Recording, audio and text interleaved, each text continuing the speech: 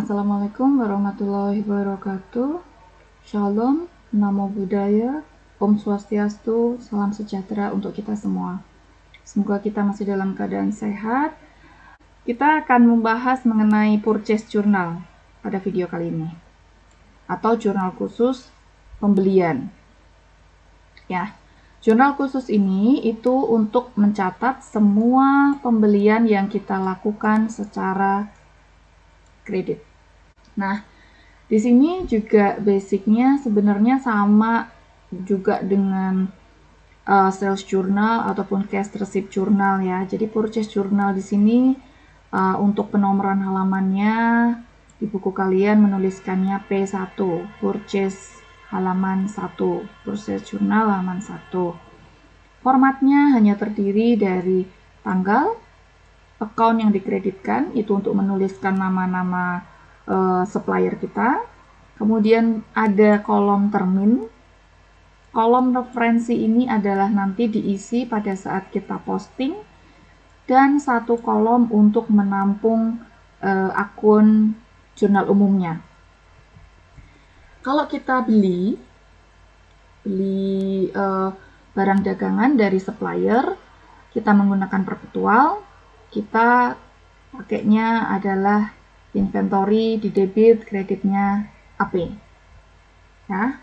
Nah, seperti biasa, jangan lupa nanti nomor akunnya dicek ya untuk taruh di bawah. Ini ceritanya ada purchase transaction-nya tanggal 6, Jasper Manufacturing Incorporation itu 11.000, Eaton and Howe Incorporation 7.200 dan seterusnya sampai sini. Ya, ini ada beli dari Eaton itu 2 kali, Jasper 2 kali, Faber 2 kali, tapi tanggalnya terpisah. Jadi kita masukkan ke sini pada setiap tanggal, tulis saja di sini nama custom suppliernya, kemudian terminnya 2/10, N30 dan seterusnya, kemudian nominalnya. Yang namanya subsidiary ledger atau buku pembantu, seperti tadi video pertama, itu kan ada 2 jenis, buku pembantu AR dan buku pembantu AP. Yang berhubungan dengan purchase atau hutang dagang kita, berarti kita ke AP subsidiary ledger. Makanya di sini ada buku pembantu untuk Eaton, Faber, sama Jasper. Jadi saat Anda sudah melengkapi satu periode untuk jurnal khusus ini, Anda bisa memasukkan sesuai dengan nomor akunnya, yaitu inventory 120, 201 ini ke dalam GL. Dalam GL untuk nomor tanggalnya adalah 31. Dia lihat dia di debit atau kredit untuk AP dan inventory. Tapi kalau untuk ini, untuk subsidiary ledger-nya, dia berdasarkan date-nya, transaction date-nya. Tanggal 6, tanggal 6, tanggal 10, tanggal 10, tanggal 29, 29. Di sini ditulis, jangan lupa untuk referensinya adalah purchase journal halaman 1. Kalau sudah dimasukkan ke subsidiary ledger ataupun ke GL, silahkan di sini Anda contreng sebagai tanda sudah diposting. Ini kalau mau multi kolom itu AP-nya sendiri di kredit, kemudian inventory-nya dia di debit, misalnya untuk kalau pembelian ya. Nah, nanti ada office supplies-nya, misalnya mau pembelian bukan cuma pembelian barang dagang, untuk yang hanya dilakukan transaksi sebulan sekali atau sebulan hanya 2 kali, seperti itu tetap dimasukkan ke jurnal umum saja. Kita untuk purchase journal ini hanya khusus untuk yang terkait dengan kita punya beli ke supplier saja. Tergantung kebutuhan masing-masing perusahaan saja. Nah, ini yang terakhir adalah cash payment journal atau jurnal khusus pengeluaran kas. Ya. Di sini untuk menampung semua disbursement cash atau pengeluaran ya. Nah, bentuknya juga masih sama seperti biasa. Ini ada penomoran halamannya CP1, Cash Payment Journal halaman 1. Itu terdiri dari date, tanggal, ini check number ya, kemudian account debited, kemudian ini referensi dikosongin dulu kalau belum Anda GL kan.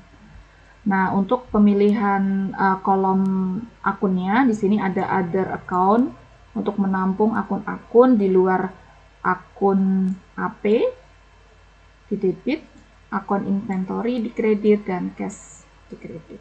Ya, semua other account yang sifatnya adalah debit nanti dituliskan di sini. Ini juga sama konsepnya. Oke, misal nih nomor 1 ya. Transaksi nomor 1 mengeluarkan cek dengan nomor 101 untuk nominal sebesar $1.200 untuk premi tahunan asuransi kebakaran. Nah, berarti kalau kita menjurnal umum, kalau di jurnal yang biasa, format biasa, itu kan berarti debitnya adalah prepaid insurance di debit, kreditnya cash kan, karena kita keluar uang cash. Nah, kalau kita menggunakan jurnal khusus pengeluaran kas, maka kita cukup saja menuliskannya di sini. Debitnya masukkan ke kolom other account 1.200, kemudian di sini tuliskan nama akunnya yang bersangkutan, prepaid insurance. Kemudian kreditnya kan cash ya. Tinggal masukkan ke kolom cash yang kredit nih 1.200. Misal seperti itu. Issue cek nomornya 102. Jadi kita yang bayar shipping point untuk penjualan ke customer. Kalau pakai perpetual, jurnal umumnya kan inventory di debit, kreditnya cash. Berarti tulis debit ini ada inventory nggak ya? Oh, nggak ada. Berarti masukkan ke kolom account other account 100. Di sini tuliskan inventory. Kemudian kreditnya masukkan di sini 100. Send cek 104 untuk $10.780 ke Jasper untuk pembayaran invoice 11.000 dikurangin dengan purchase discount 2%. Tinggal gini aja, simple. Tanggal 10 catat nomor ceknya. Di sini tuliskan karena kita punya customer Jasper itu punya subsidiary ledger, maka kita tuliskan saja namanya biar gampang nyarinya di subsidiary ledger. Kemudian account payable kita di debit karena kita bayar utang 11.000 berkurang. Kemudian inventory kita karena kita dapat purchase discount ya, mendapat potongan pembelian, inventory-nya di kredit, kemudian cash-nya di kredit. Setelah akhir bulan, sebelum kita posting, seperti biasa jumlahkan, tulis nama nomor akunnya di sini. Kalau sudah, untuk masing-masing ini kayak AP di debit, nah cari GLAP. Nah di debit masukkan sejumlah yang ada di jurnal khusus. Ini juga inventory dan cash. Untuk yang other account ini kita harus satu-satu ya ngeceknya.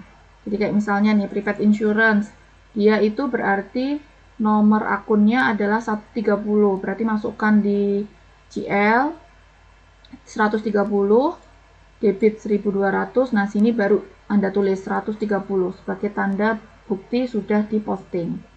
Untuk inventory juga Anda tuliskan seperti itu. Baik, terima kasih teman-teman. Sampai jumpa di video berikutnya.